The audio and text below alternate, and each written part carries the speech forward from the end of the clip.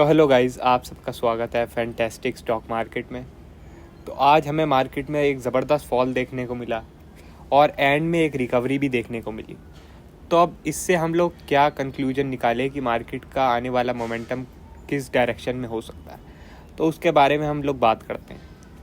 तो अब शुरुआत में हमें एक फॉल देखने को मिला, जैसा कि हम लोगों ने एंटिसिपेट भी किया था कि अगर कोई गैप अप होता है तो शुरुआत में हम लोग थोड़ा फॉल देख सकते हैं। देखो, इतना बड़ा फॉल तो नहीं सोचा था कि इतना बड़ा फॉल आएगा, मगर शुरुआत में थोड़ा फॉल देख सकते हैं।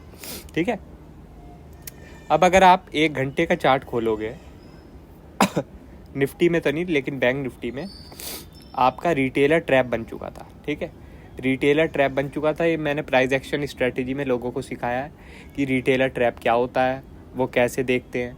तो वो बन चुका था। ठीक है, तो मैंने आप लोगों को 11 बजे के आसपास अपडेट भी कर दिया था और फिर हमने ज़बरदस्त ये रेड कैंडल देखी, फिर हमने अपना प्रॉफिट बुक भी कर लिया।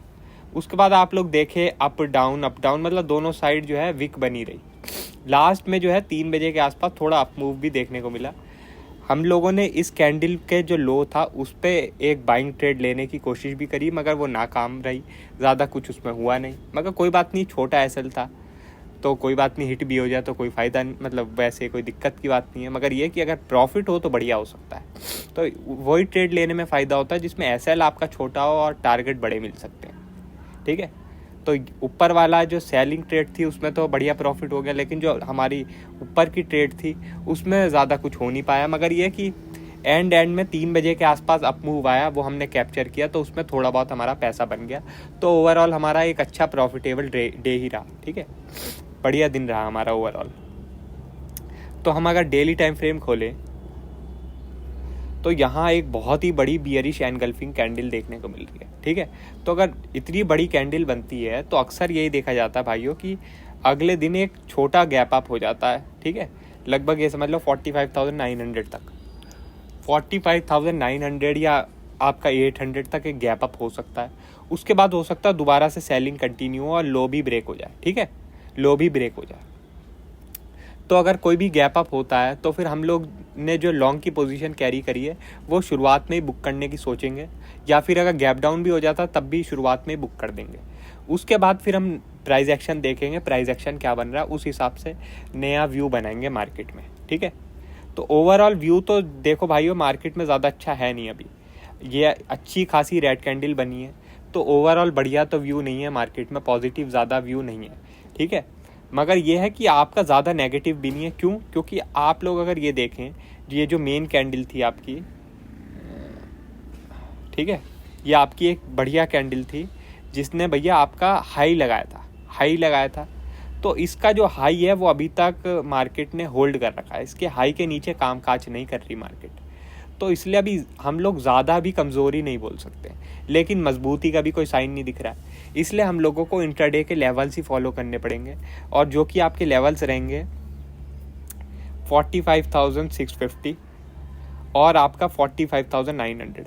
अगर गैप अप होता है और यहाँ से रेजिस्टेंस लेने लगता है तो फिर हम लोग जो है इसके एसएल के साथ जो है 46,000 आपका 100 के आसपास के एसएल के साथ सेल कर सकते हैं। ठीक है, वो भी स्कैल्पिंग के लिए, ज़्यादा नहीं हमें सोचना है। अगर अच्छा मोमेंटम मिलने लगता है तो हम होल्ड कर लेंगे, मगर अगर मोमेंटम बीच में कटता है तो फिर हम लोग जो है बुक करने की सोचेंगे, ज़्यादा होल्ड नहीं करेंगे। ठीक है, ये आपका अच्छा खासा रेजिस्टेंस रह सकता है कल के लिए 45,900। ठीक है, और ये तो मेजर ही रेजिस्टेंस बन गया, ये बहुत ही बड़ा रेजिस्टेंस बन चुका है जो है 46,200 और 46,300। ठीक है, 46,300 से लेके 200 बहुत ही बड़ा रेजिस्टेंस जोन बन चुका है मार्केट में। ठीक है, बाय का ज़्यादा नहीं सोचेंगे हम कल। अगर समझ लो कोई अच्छा प्राइस एक्शन बनने लगता है बाइंग की तरफ, तब हम लोग सोचेंगे, वो भी मैं आपको टेलीग्राम में अपडेट कर दूंगा। ठीक है, बाकी आपका ये हो सकता है गैप अप अगर होता है मार्केट तो उसके बाद हमें एक सेलिंग देखें मार्केट में। ठीक है, अब निफ्टी की बात करता हूँ। तो निफ्टी में भाइयों जो है आपका निफ्टी में भी सेम है, ये जो लेवल है जो है 19,600, मार्केट ने इसे सपोर्ट लिया है और मार्केट ने इसे ब्रेक नहीं किया। अगर ये लेवल ब्रेक होता है तभी कुछ बात बनेगी, वरना ये जो 20 SMA है यहाँ से मार्केट हर बारी सपोर्ट लेती है और हर बारी बाउंस करती है। अगर इस 20 SMA के नीचे क्लोजिंग आ जाती है तो फिर हम एक नेगेटिव व्यू रख लेंगे पोजिशनली, मगर अगर नहीं आती है तो फिर हम लोग जो है इंट्राडे ही प्ले करना चाहेंगे और लेवल टू लेवल ही प्ले करना चाहेंगे, ज़्यादा कुछ मार्केट में ज़ोर ज़बरदस्ती नहीं करेंगे। लेवल आपके रहेंगे कल के इम्पॉर्टेंट 19,720, आपका 19,600 और जो है 19,520, ये इंपॉर्टेंट लेवल रहेंगे। ठीक है, ये आप लोग नोट कर लीजिए। इन लेवलों के अकॉर्डिंग आप लोग अपना गेम प्लान बना सकते हैं कल के लिए। ठीक है, और जो सबसे बड़ा रेजिस्टेंस रहेगा कल के लिए वो है आपका 19,880। अगर कोई बड़ा गैप अप हो जाता है तो यहाँ के आसपास थोड़ा मार्केट रेजिस्टेंस ले सकती है। ठीक है, थोड़ा जो है खांसी और ज़ुकाम है मुझे, तो इसकी वजह से वीडियो भी कुछ ज़्यादा बढ़िया नहीं बना पा रहा हूँ मैं, तो उसके लिए मैं माफ़ी चाहता हूँ। मगर ये टेलीग्राम में मैं जितना हो सकेगा आप लोगों को सपोर्ट करने की कोशिश करूँगा। ठीक है, तो बाकी और कोई अपडेट होगी हम आपको टेलीग्राम में बता देंगे। वीडियो अच्छी लगी हो तो लाइक कर देना और चैनल पर नहीं हो तो सब्सक्राइब कर देना। आज के लिए बस इतना ही, थैंक यू।